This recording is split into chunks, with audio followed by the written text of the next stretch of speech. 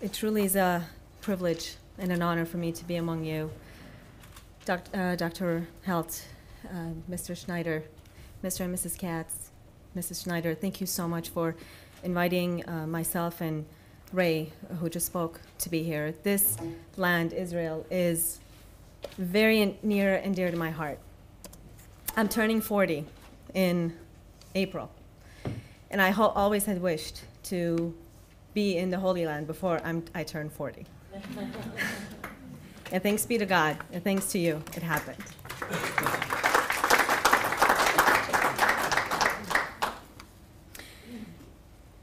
As I said, I'm humbled to have the opportunity to talk to you about what the Christians in Iraq have been enduring for the last 1,400 years. I will talk to you about this cause, what it is and what it isn't.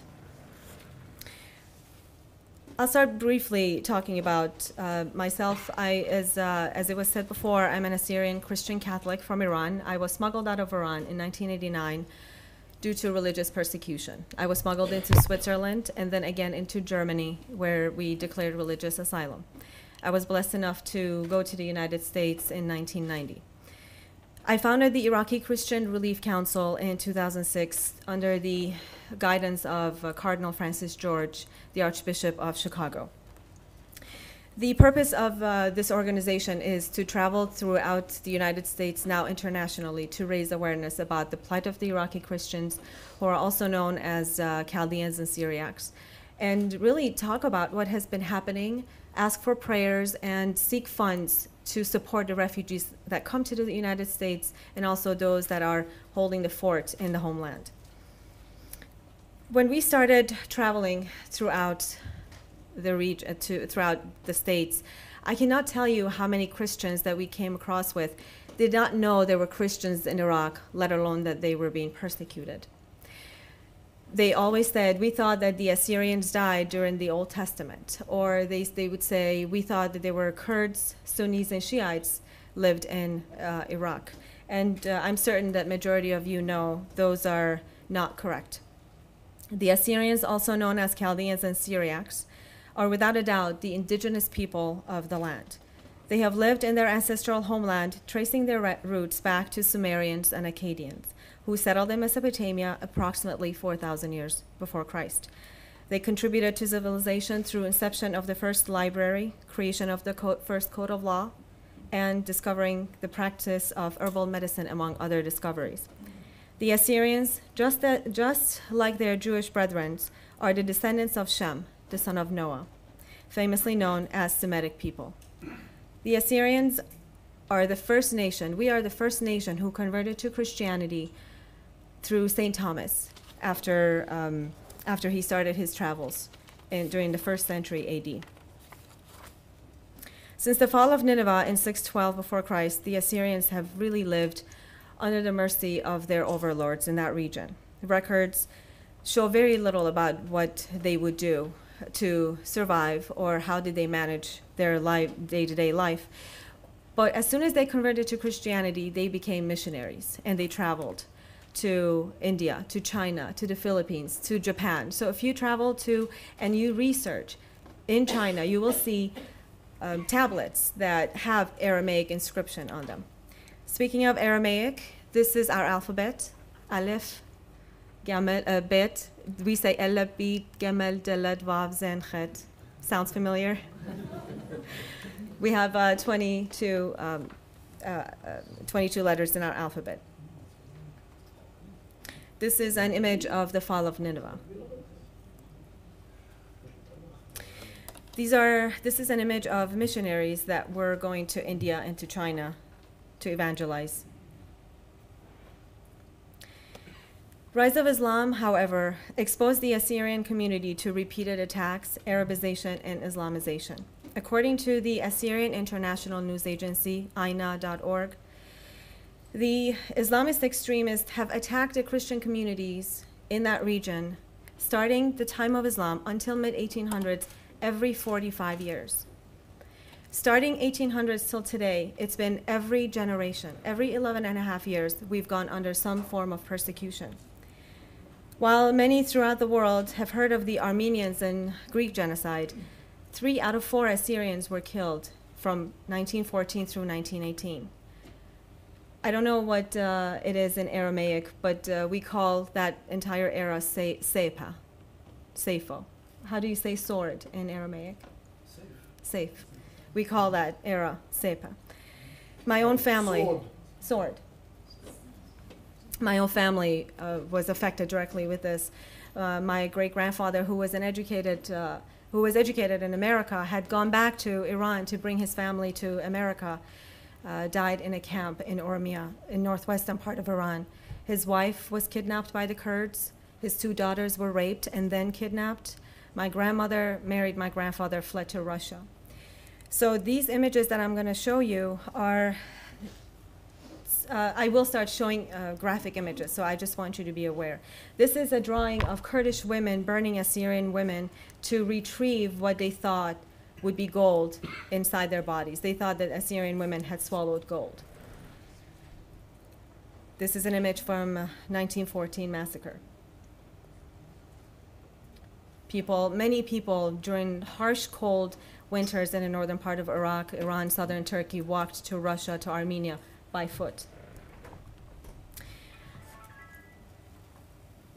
While we look back, the left picture shows how kids used to be massacred then, and the right picture is from 2010, which I will talk about further with you.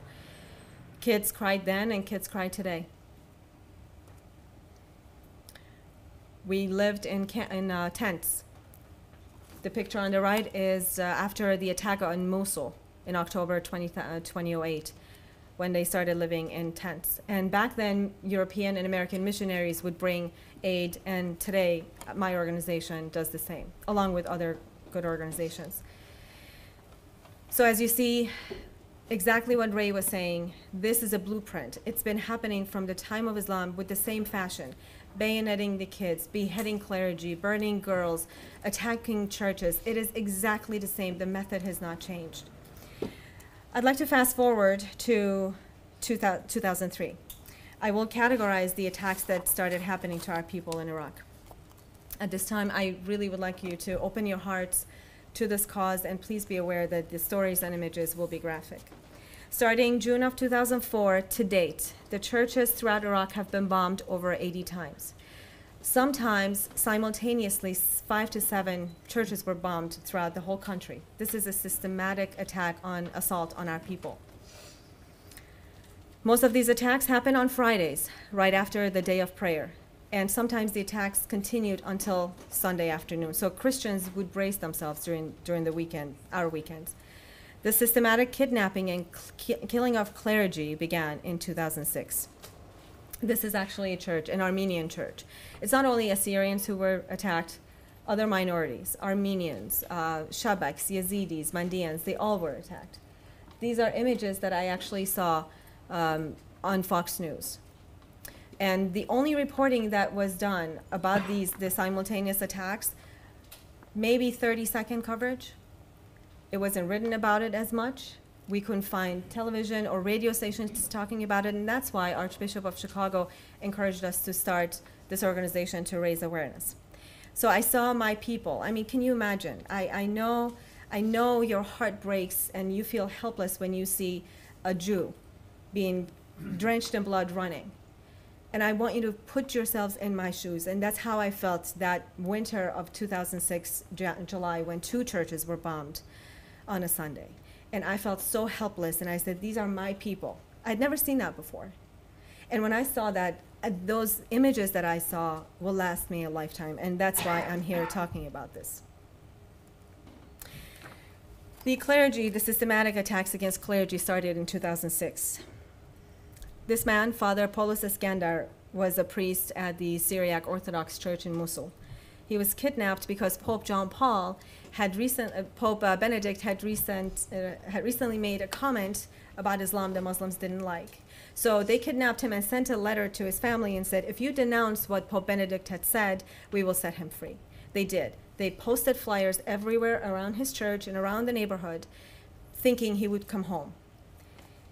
His body was found the next day, disemboweled, his head severed, his legs and arms cut off. And they were placed strategically around the church.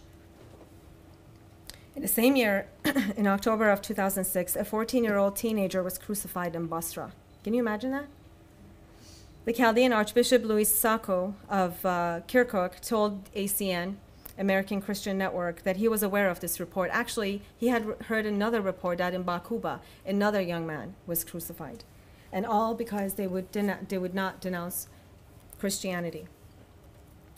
This is Father Raghid Ghani. He had just returned from Rome from his studies in 2007 in Mosul. After a month of being in Iraq, he wrote a letter to his friend in Rome and said, "You will never see me again. I will be a martyr. Things are terrible in this country."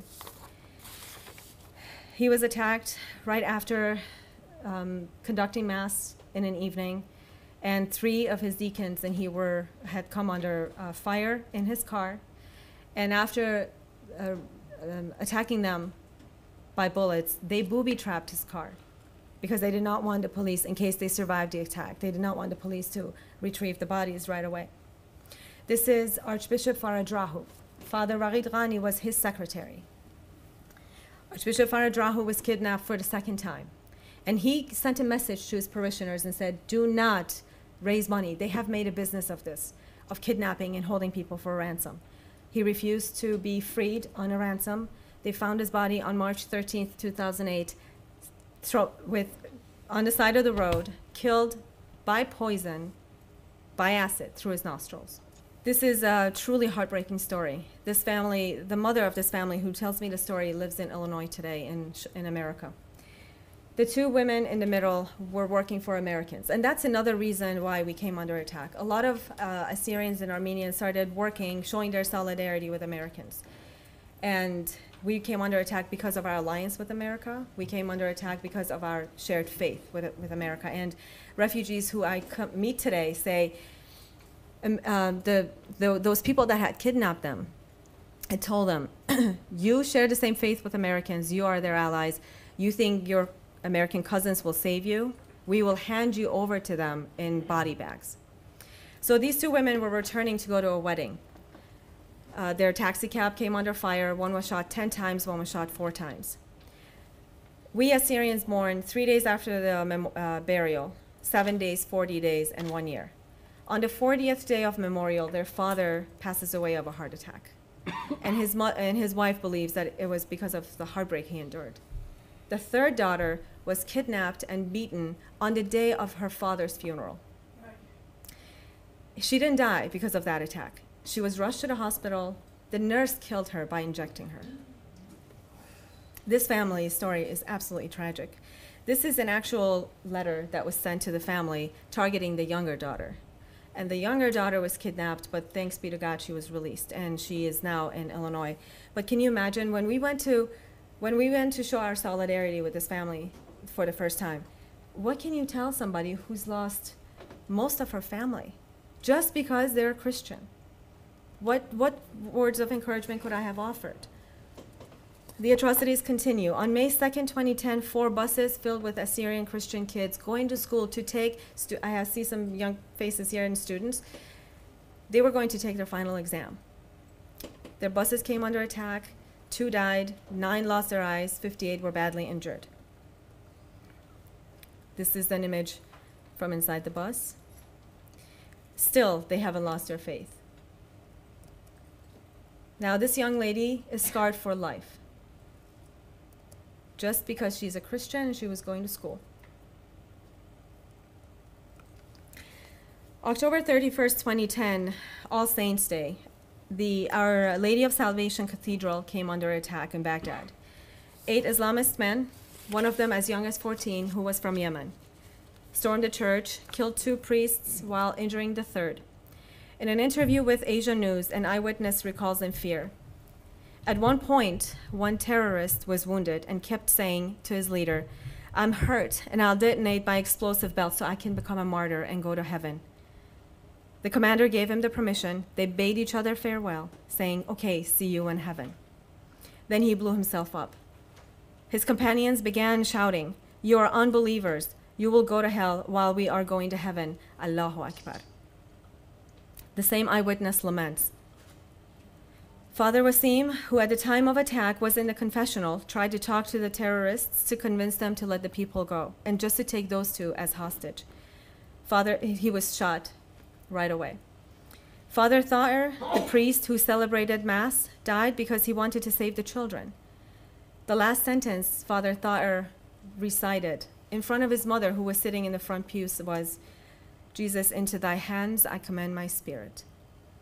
Father Tha'ir, representing the love of Christ, was dressed in a white and blue vestment, demonstrating peace and glory of Christianity, while the Islamist terrorists wore a bomb vest. This is the aftermath. What happens, and I'm sure many of you know, maybe news agencies come, they cover, or they may write, but what happens is when the lights go off, when the dust settles, the tragedy continues in the family lives. And these are images of the funeral. I'm going to show you, and I hope you will hear it clearly, about a 2-minute video of two sisters. Who is that young child that you saw? That was their nephew who passed away. This is their testimony. And it's in Arabic, so.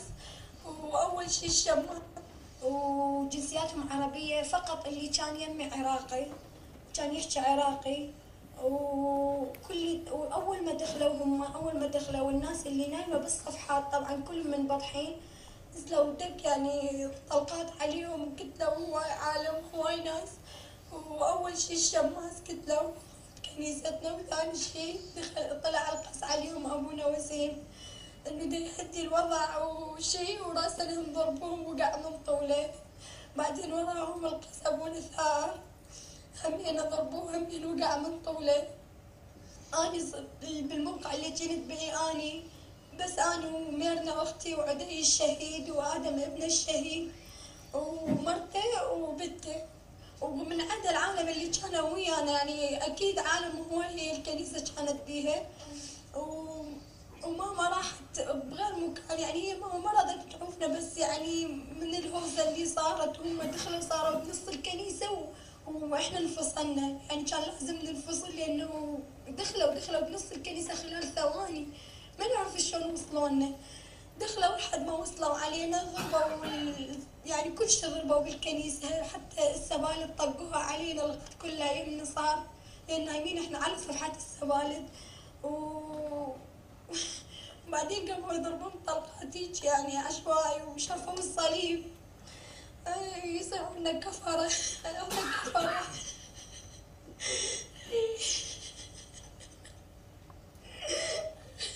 ويصيح الله أكبر يمي واقف ويمي كان يمرش لي حتى سلاحه يمرش لي كل هذا كنت أتوقع إنه أنا اللي راح أموت أنا آخر وحدة كنت نايمة يعني بالقاع الحين قريب يمي صح قريب يم أخويا ويم ميرنا أختي ويم مرت أخويا قريب كلش هو علينا كان بس أنا أقرب وحدة كنت آخر وحدة بيهم بعدين لحد ما صارت القنابل اللي ذبونا إياها بس شنو يعني بس نحس الرجة جوانا انحفظنا يعني أمي مريم هي اللي حفظتنا ومن غير الشباب شافوا واحد أصلع شافوا أصلع ما أدري عباك شافوا ويصيحون الله أكبر أصلع هم ضربوه صار صوته بس الشباب كلهم قتلوهم ما بقوا شاب بالكنيسة بعدين المكان اللي ماما كانت بيه غرفة اللي هي مال قسام دخلوا وقاموا يضربون رمانات عليهم أنا قلت ماما ماتت يعني ما راح أشوفها بعد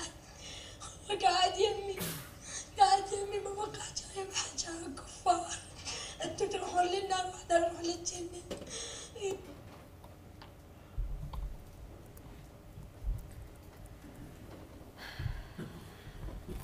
I hope many of you were able to read the subtitles or understood the Arabic. Today, there are approximately 1 million Iraqi Christians who have become refugees in different countries. Those who have fled to Syria are once again refugees, returning back to a country, Iraq, who did not want them at one point, or who've lost their loved one there, or they've been kidnapped and the people have been kidnapped and have never heard from again. There are hundreds of crimes that really go unnoticed. How many of you in this room had heard of this attack? Just 2 people.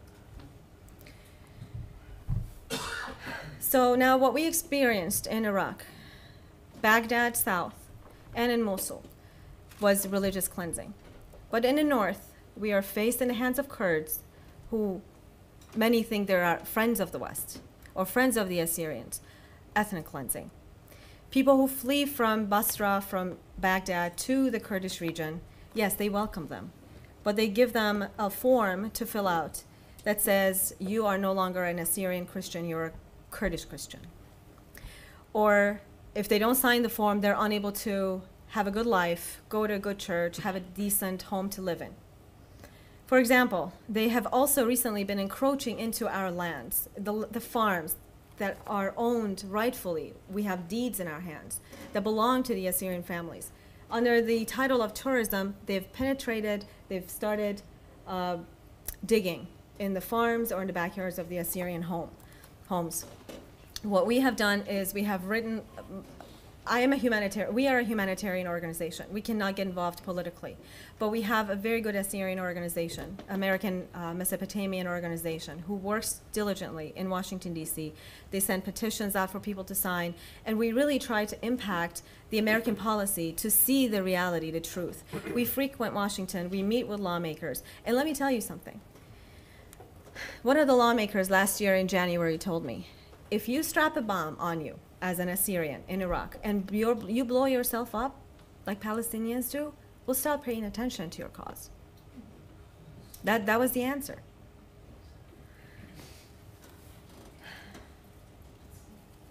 So what can you do after having painted this bleak picture? You might be asking, is it too late for these people? For us to help them? Because before 2003, there was about 1.4 million Assyrian Christians who lived there. Today, we have about 450,000 left. So is it too late? There are 2 schools of thoughts about that. One school that says, just bring them to the West. We'll take care of them here, and they'll be able to practice their religion freely. And the other school of thought says, no, that's and you really understand what I'm saying at this point. That's our ancestral homeland. That is where we've been for thousands of years. That is where we will retain our language. We don't want to be forced out. So they choose to stay, about 400,000 of them, and they hold a fort. So what can we do to help them? There are 3 things I'd like to talk about. First and foremost, in this forum, I believe wholeheartedly that Christians and Jews must have a better relationship. We need to become closer. We need to set aside theological differences we may have. And we, on a human level, on a Judeo-Christian level, we need to come closer and unite. Number 2, I believe in prayer. I completely, wholeheartedly believe in power of prayer. When I was being smuggled out of Iran, we kept on finding different smugglers. A few took the money, went, we never heard from them. A few tried to make things for us, endangering me more even, but they didn't care. They were getting paid very good money. I fasted, my mother and I fasted 15 days. I was 15 years old. 15 days from pretty much everything except basic water and bread. And our prayers were answered the following week. And I'm here standing in front of you as an American citizen. So I believe in power of prayer. I want you to pray for those people. This 3rd step would be to spread the word. As you know, as you see, only 2 or maybe 3 people knew about this. I ask you to talk to your friends and family members. The images that I showed you, they are on our website. Our flyer is right here on the table. You can contact us if you want to get involved. Spread the word about this. People really need to know what is happening, because this is not an assault only on Christianity. It's not an assault only on humanity. It's an assault on people like you and I, the Judeo-Christian nations. The 4th is, when I'm in America, I plead with the Americans to write to their state representatives. These state representatives, Republican, this is a bipartisan issue. So they pay attention when the constituents start threatening if the representative does not do something about a cause that they're passionate about.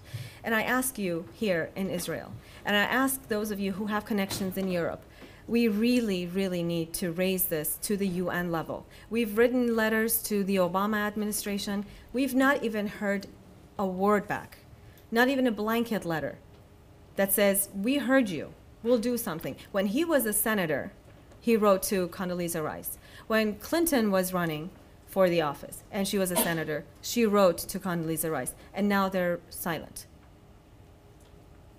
So I ask you to spread the word.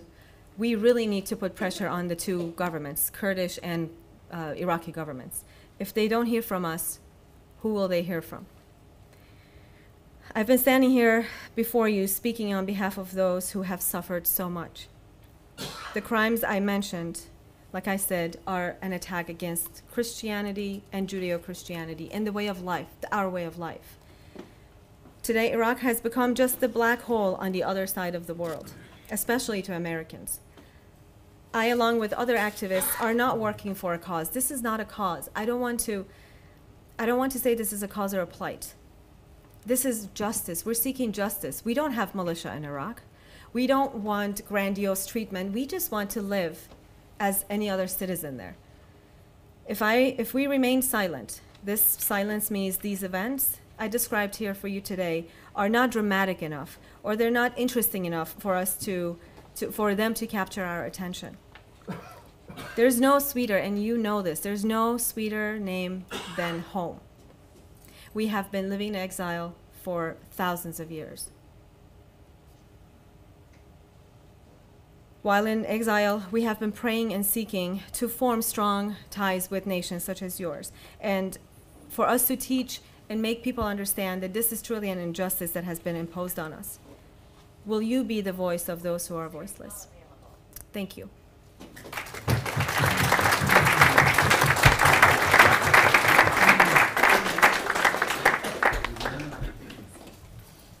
We could take two short, brief questions.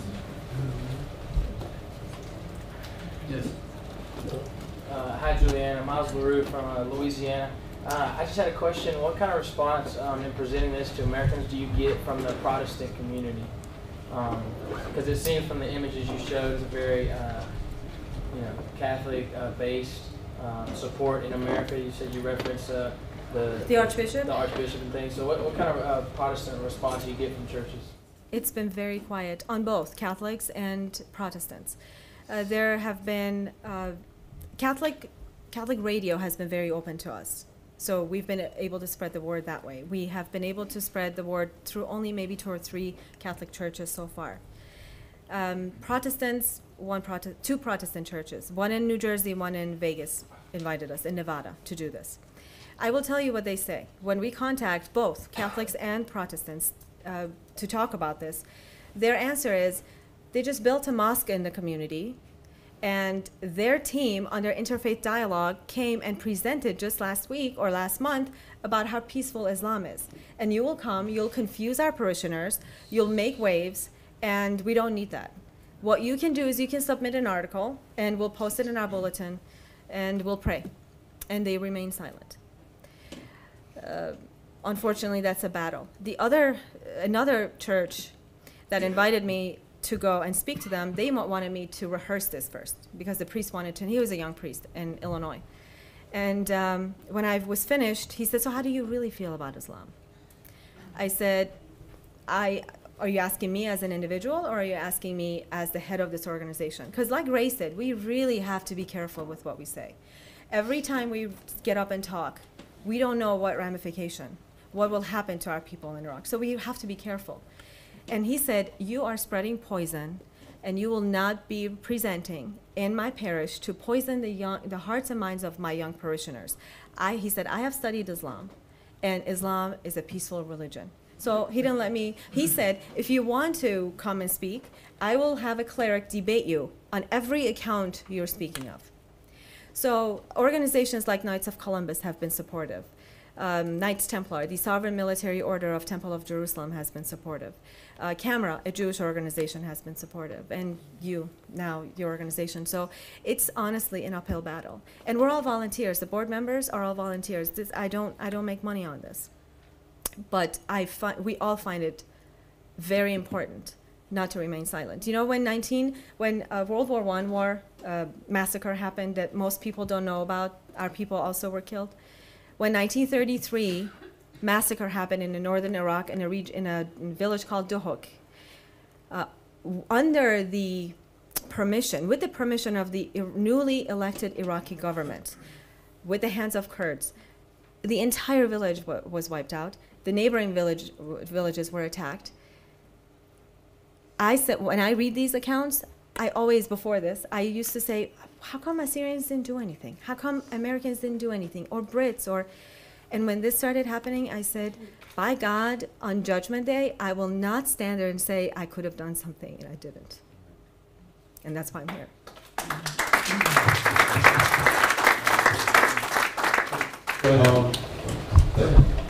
What kind of contact you have with the Catholic churches in Egypt and Israel and Jordan? What do they say? We don't have much contact unless with lay people. With leadership, we don't have much contact. Yesterday, we had a Franciscan brother who came and said, yes, Augustus, sorry, came to our meeting yesterday and said, we don't know what to do. So they are just as lost as we are in the West.